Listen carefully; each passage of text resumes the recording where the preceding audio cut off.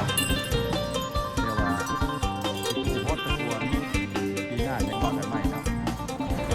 จุดประสงค์ใส่แน่หลายปีแล้วเนาะอยากได้เส้นทางเส้นนี้ปูขึ้นไปทางภูเขียวนครแต่ว่าปีนี้ก็ได้ลงมือเฮ็ดทำการก่อสร้างแต่ว่าเพิ่นเฮ็ดฮอดขัวนี้จุดนี้เพิ่นก็สิได้ยุดซะก่อนเพราะว่าปูผ้าใจกลางของบ้านเลยบ้านละงัวเมืองตะแขกแข่งขมอนพี่น้องเพราะว่าออกไปใช้ทางเลขที่12เนาะสายทางเลขที่12หรือว่า13ใต้กสิปูยางเป็นหลักๆเนาะพี่น้องแต่ว่าเบาแปลงได้มาอัปเดตสถานการณ์ให้พี่ให้น้องได้เห็นว่าเส้นทางบ้านละงัวก็มีใบหน้าใบตาใหม่เนาะเดี๋ยวนี้เพิ่นกำลังเริ่มเฮ็ดพันขยายออกทึกให้ทึกนาไปแล้วก็บ่ได้ว่าเนาะมันเป็นเส้นทางตัวนี้ก็จุดประสงค์ก็อยากได้มาหลายปีแล้วเนาะแต่ว่าก็หาเริ่มลงมือการก่อสร้างเริ่มเฮ็ดเบิ่งในการต่อไปพี่น้องเฮาเนาะ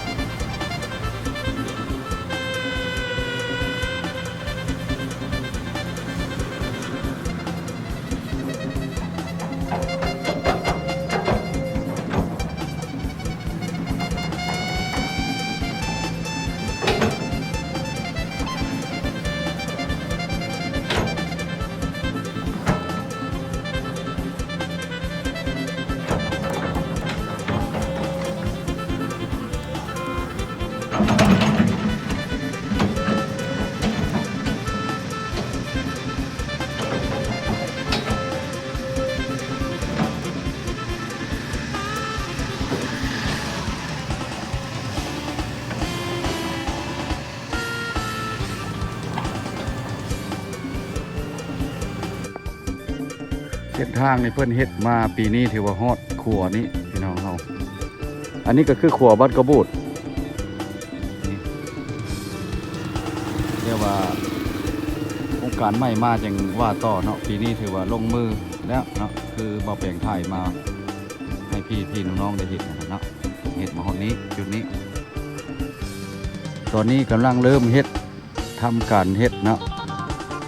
แต่ว่าตัดต้นไม้ต้นตอออกจากเรือนจากซานที่ว่าหน้าบ้านหน้าเฮือนไฟทึกก็บ่ได้ว่าอย่างเพิ่นก็ขยายทางให้ปูยางเส้นปูยางเนาะเส้นตัวนี้เราเป็นเส้นทางลัดพี่น้องเฮาเนาะขึ้นภูเขียวนครนี่แต่ว่าคะแนนว่าเพิ่นได้ทางไม่พี่น้องเฮาเราแปลงก็ได้รีวิวถนนหนทางให้พี่ให้น้องได้เห็นทางเพื่อนบ้านเฮาหรือว่าทางประเทศนอกเนาะทางคนลาวเขาอยู่ประเทศนอก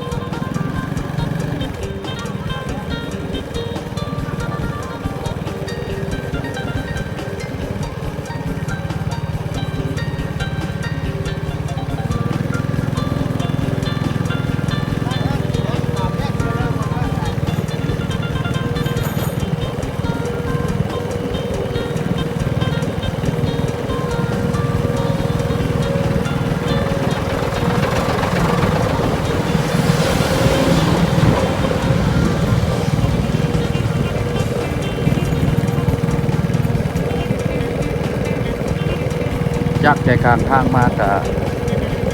ออกข้างหนึ่ง18 เมตรเนาะคือว่าทางนี้ก็เป็นทางลัดคือว่าใหญ่เติบเนาะจุดนี้ก็เป็น4 แยกเนาะ ทางขึ้นซ้ายมือก็เป็นขึ้นทางไปทางสวรรค์เขตหรือว่าก็คือสารวัตรตัวนี้ก็เป็นทางลัดเส้นนี้ก็ยุคขวามือนี่ก็ออกไปใช่ที่แยกด้านภาษีครับแต่ว่าทางในจุดนี้เราเพิ่นชีวิตไปขึ้นไปซื้อนี่ขึ้นไปซื้อผ้าหมู่บ้านนี้แต่สิปูยางเนาะปูยางเลย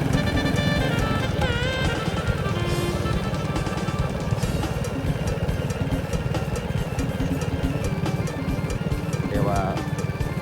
ชาวบ้านก็เรียกว่ามีใบหน้าใบตาซื้อไม่ได้ถนนหนทางดีแล้วก็ดีมกดีใจนิยมชมชอบเนาะหรือว่ามีการพัฒนา